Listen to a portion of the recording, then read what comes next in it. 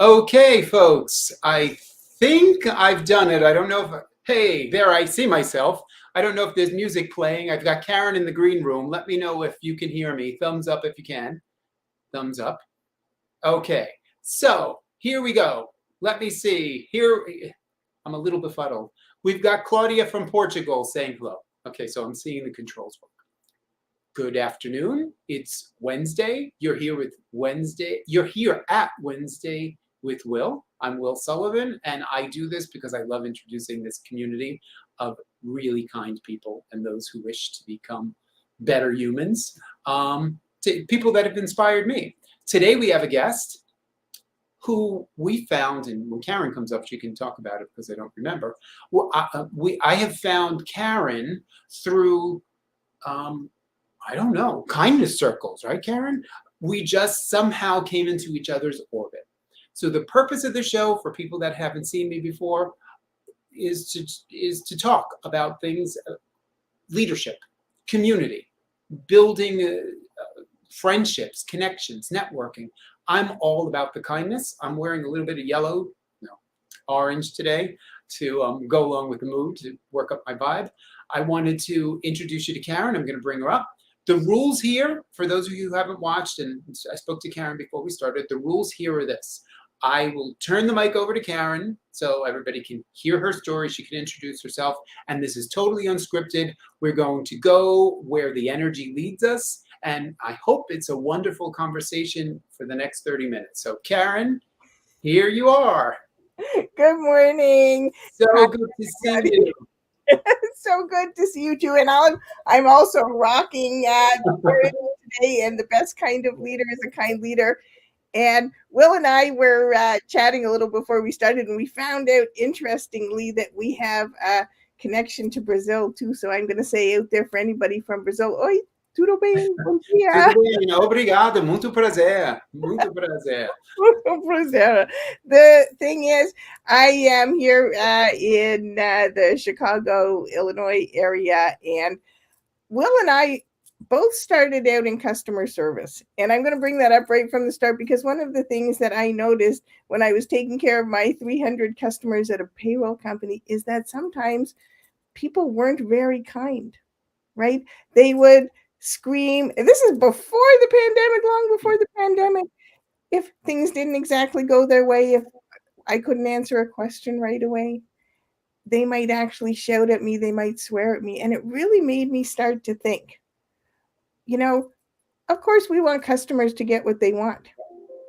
But is it okay for the customer to be unkind as well? It's actually not okay for anybody to be unkind. And I have my latest book, which is 1 year anniversary today, is about the kind leader. And it's true, every act of kindness, no matter how small, makes a huge positive difference. So let's talk about kindness. Let's talk about how we treat. Yeah, let's talk about the anniversaries, right? You've got the anniversary of your book and what you've been doing. This week is the 1 year anniversary that I left my old traditional life, or my former traditional life, maybe not old. And it's been a year of kindness, celebration, experimentation. It's just been fantastic. And to think that we picked this date and it just kind of happened in our energies, because it's about kind leadership. Like you, Karyn, I grabbed a quote from from your website, which you list: every act of kindness, no matter how small, makes a huge difference. And to your point, before we were on camera live here, we were also talking about what it's like to work with the public these days. And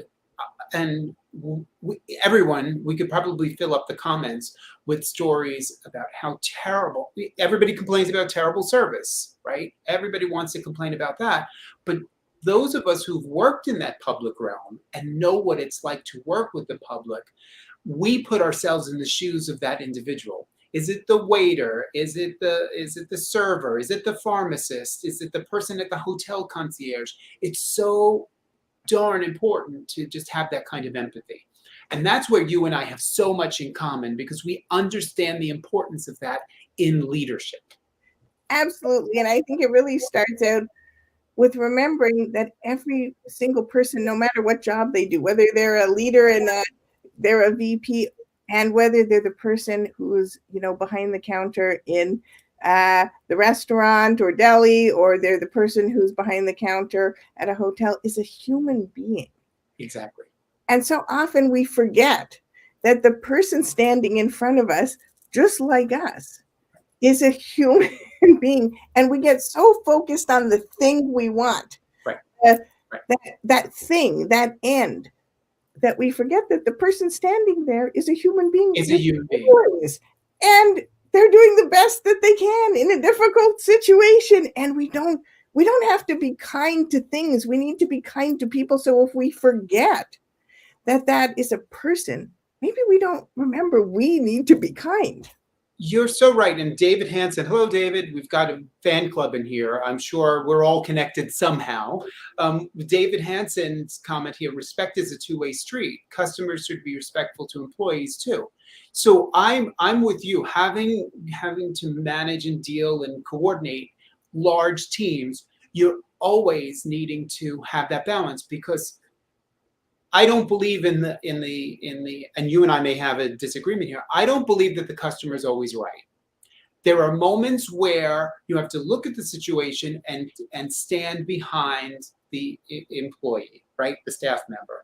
And you've got to look at the situation. You cannot automatically assume because someone complains that the staff member is automatically wrong, right? You've got to peel it back a little bit. I will agree with you 100%. And I think that we should actually state this differently.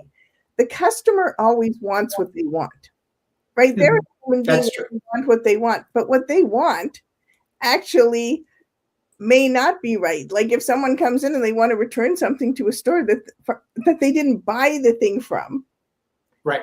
They're not right.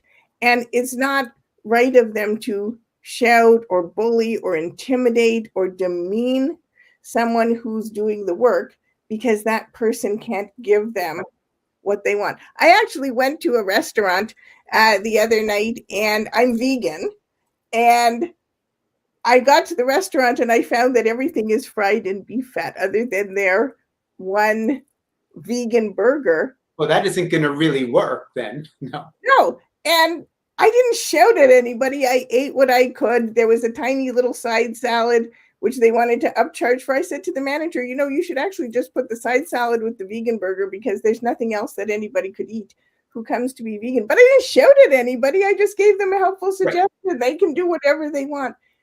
But as a customer, I have to be kind too, right? I have to model that kindness wherever I go, because unkindness met with unkindness only leads to further unkindness.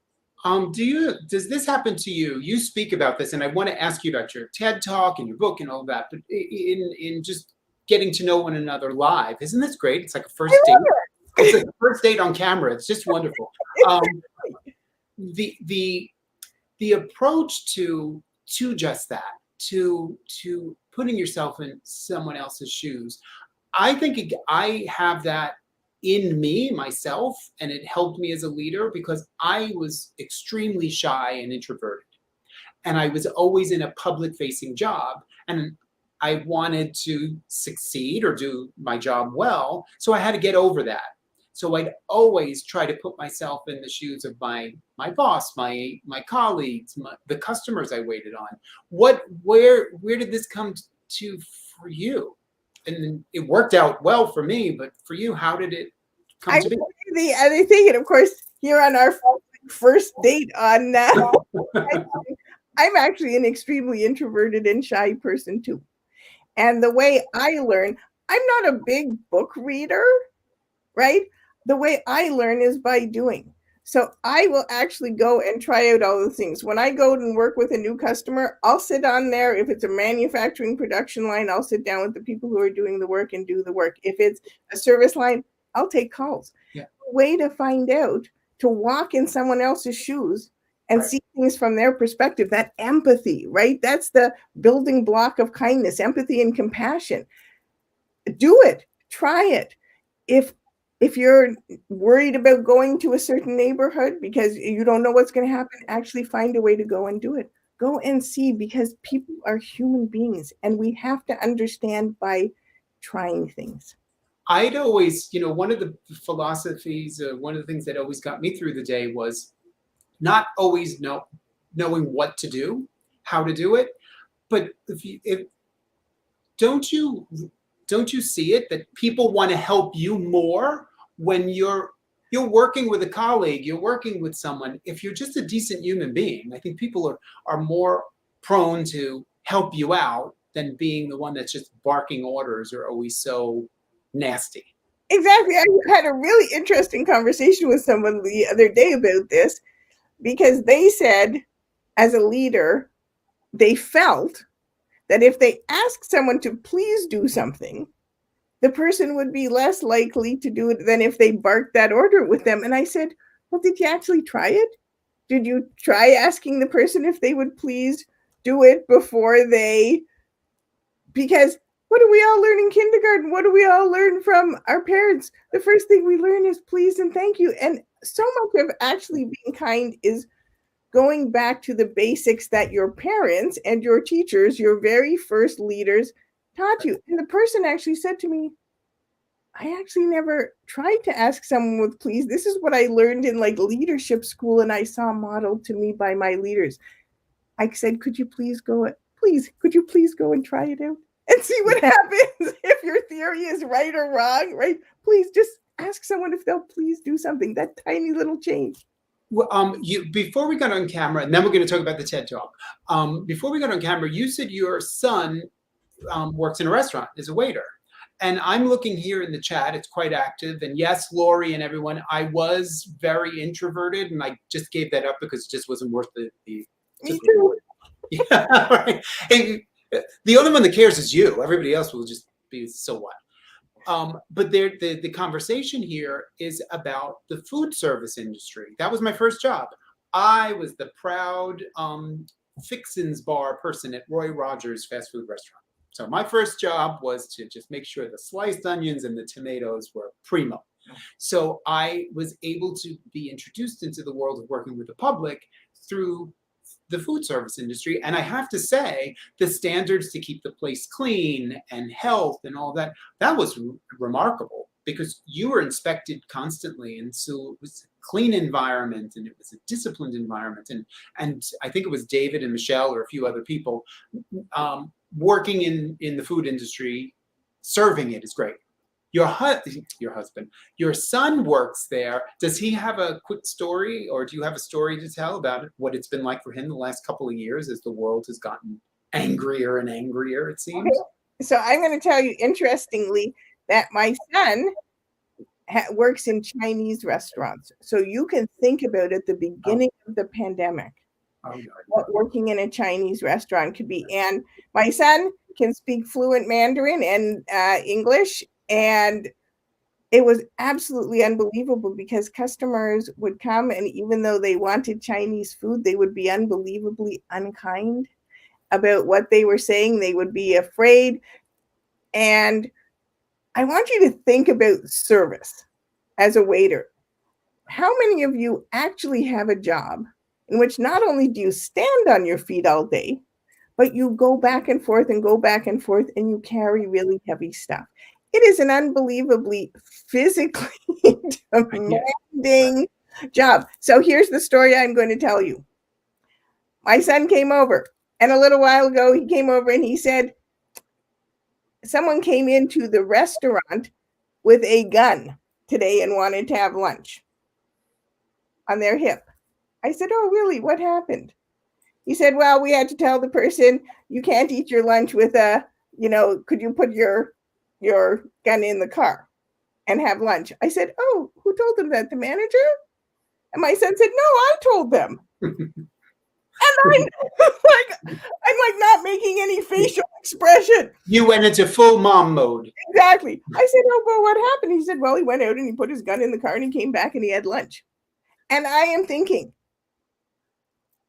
he could have shot my son. In this climate, he could have shot my son. And is that okay for anyone to be in that situation?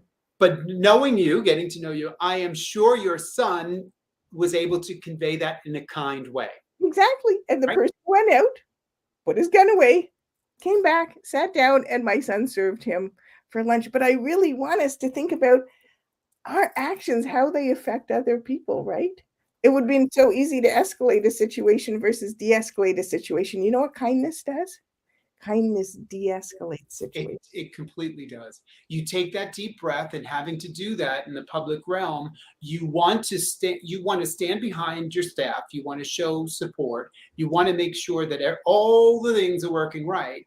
But you have to take that deep breath, change your tone of voice, work on your body language, pay full attention. So even that person screaming at you, one of my first jobs as a manager, I had a woman scream at me that she wanted someone to help her that spoke English. Now, this is here in New York. I want someone that speaks English. And I'm like, I'm in New York. I think I'm speaking English. And I realized the staff, most of the staff I had managed at the time, was not New York City or American born, right? You Canadian, you can get that, right? Those people want to translate my out about yeah, your English. And I just remember thinking, I am not go. So she wanted me to help her. And I found the kind way to say, I'm very sorry. I suppose we cannot help you. Now, this was years ago, and you wouldn't say things like that. But how would you disrespect your staff by helping this woman? And you can address terrible situations in a kind way. And you know this, kindness doesn't mean you're weak. Being kind doesn't mean you're a pushover. And responding in kindness does not make you less than. It actually makes you more powerful.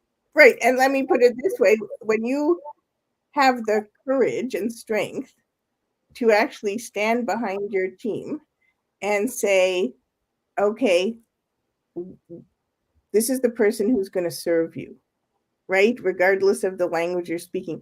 That takes actually a huge amount of strength.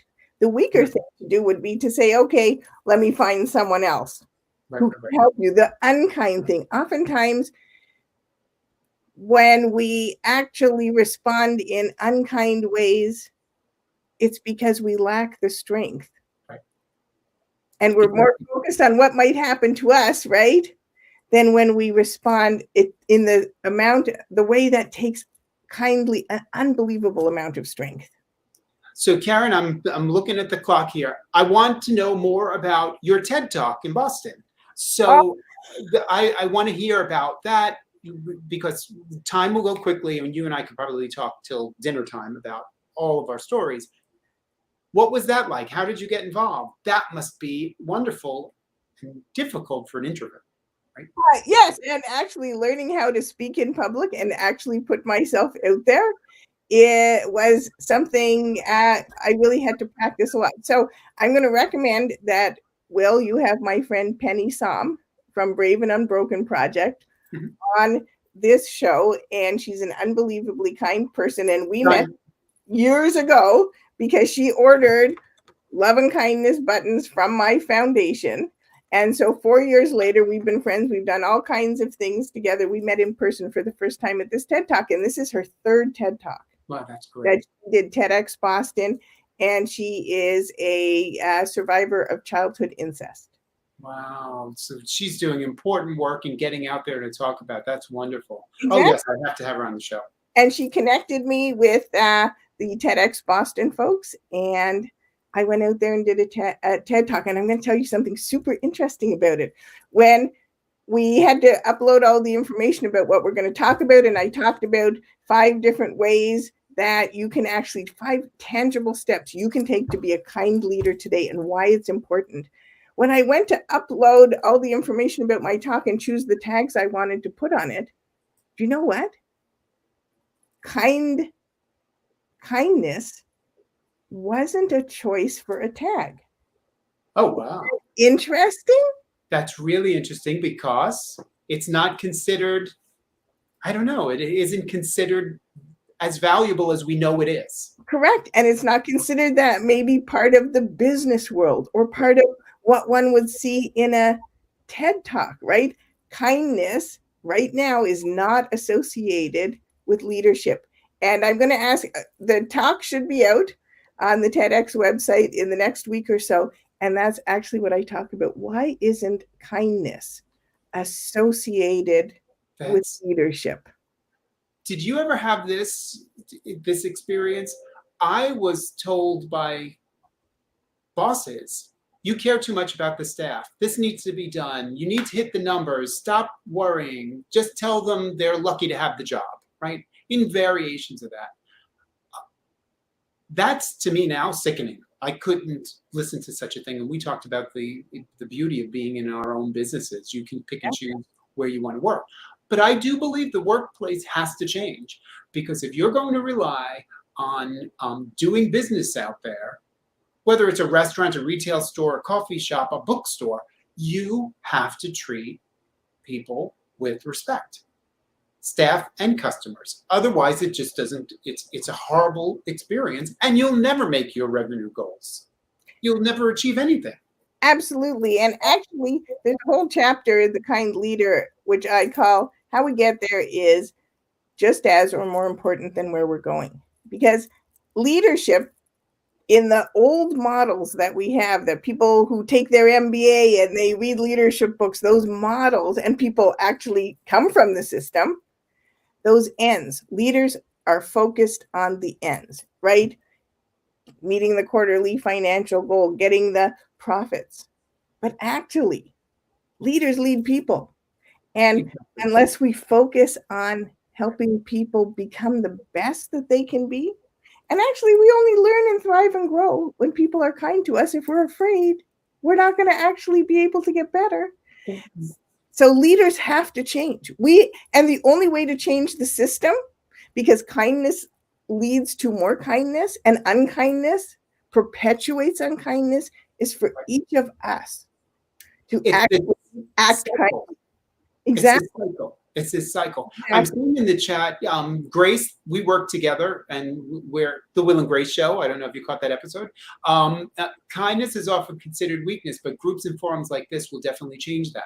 And I'm passionate about continuing to do the show, even if it's just a few people who tune in. If we can talk about it, if we could change the needle, we never know who's watching. We never really understand who's seeing the content. But we've got to penetrate it somehow, Karyn. We're on a mission, because the best leaders are kind leaders. Exactly. And I think the thing that we have to understand is all of this spreads organically, right? And oftentimes when we talk about transformation, we can talk about, in my day job, I do lean work. We talk about transformation of any kind of agile business transformation. We somehow think that, okay, way down there in the future, there's going to be this big change. Yep. Let me tell you, kind leadership, the transformation is immediate. When you act kindly, speak kindly to one person, when you say please the first time, as a leader, you've now changed the culture of your organization. Right. Kind leadership is a practice that takes practice. Every time you practice, you're putting new inputs into the system. New outputs are going to come out of the system. It all starts with us. We can't wait for other people. And recognizing, and you know this as a leader, when you recognize those qualities, let me step back. You can see or pick the best leaders in the crowd. When I've done teams, you can see they're usually not the ones that are raising their hands and all over the place, the loudest voice in the room necessarily. Sometimes the quiet person in the back, or the young lady who's just done something that's been super kind and gentle, because what you see, those personality traits, that those are things that come from some people naturally. And if you can get more of that into the workplace, right? Recognizing the human, the decent pieces and traits in people, instead of what, 80s guy, early on in my career, it's don't take no for an answer, crush them, get that vendor to give you money back. All this kind of, the reward goes to the bully. Exactly. No. And we need to change that. Exactly. Can I say that is why actually I created these little buttons from my Love and Kindness Project Foundation, and they're actually to recognize acts of kindness. So on the way to the TED Talk, I was getting off the plane, and there was a lady sitting beside me, and she couldn't, she wasn't very tall. And so she asked the gentleman across the aisle, could he pull down, get down her suitcase for her? And he did. And I reached across and I gave her this little button and said, could you give it to him and say, thank you. Thank you for, bringing down your suitcase. And she did. And she said, oh, this lady gave me this button to give you, to thank you, to recognize your kindness.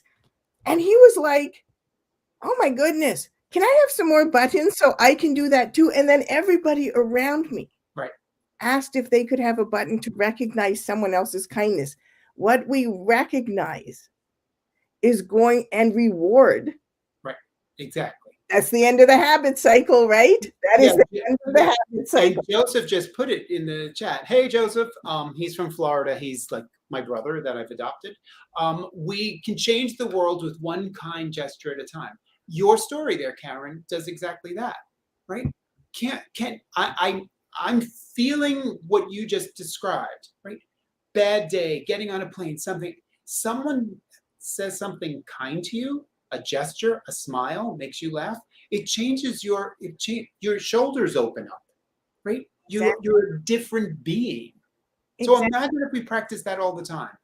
So I was on a flight before COVID and it was delayed because of bad weather. I spent most of my life on planes, many times going to Brazil, and it was delayed. And the person beside me actually started to scream. And he was like, aren't you angry? Aren't you? I said to him, I'm not upset because they made a good decision. I don't want to do something unsafe. I said, and I'm going to make a suggestion. You're really angry.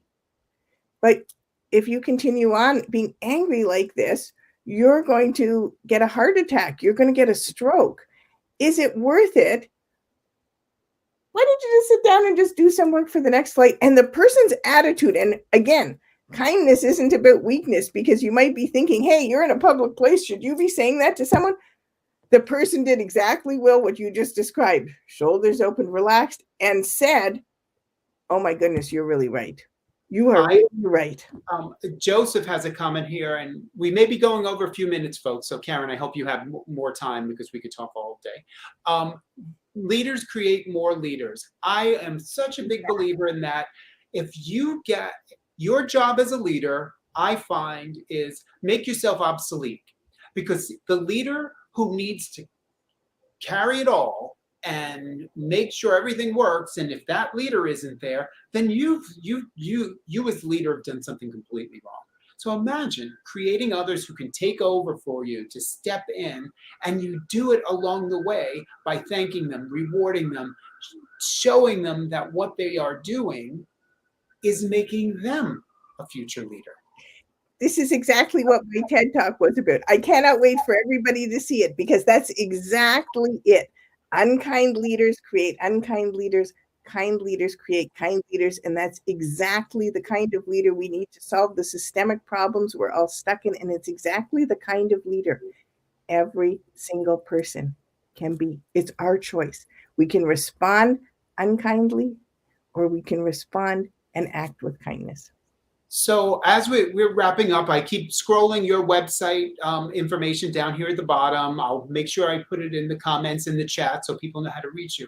Tell me this.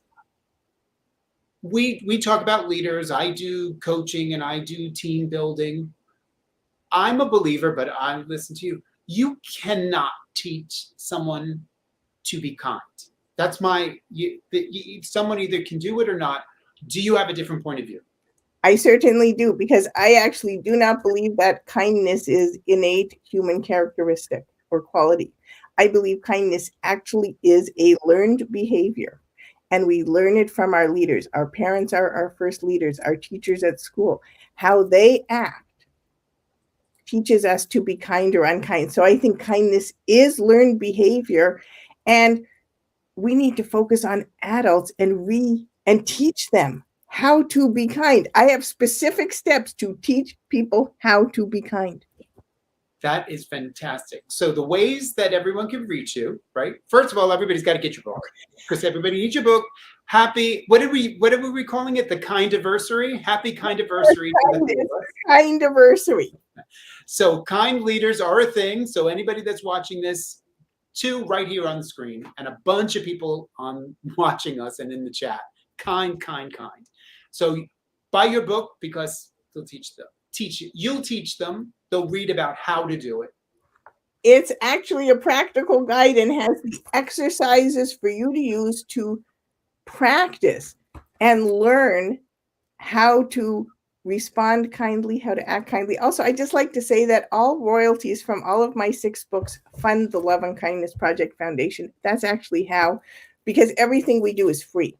Kindness is free. So when you buy a book, not only will you learn to be a kind leader, you'll help fund all these buttons we give out. No, that's fantastic.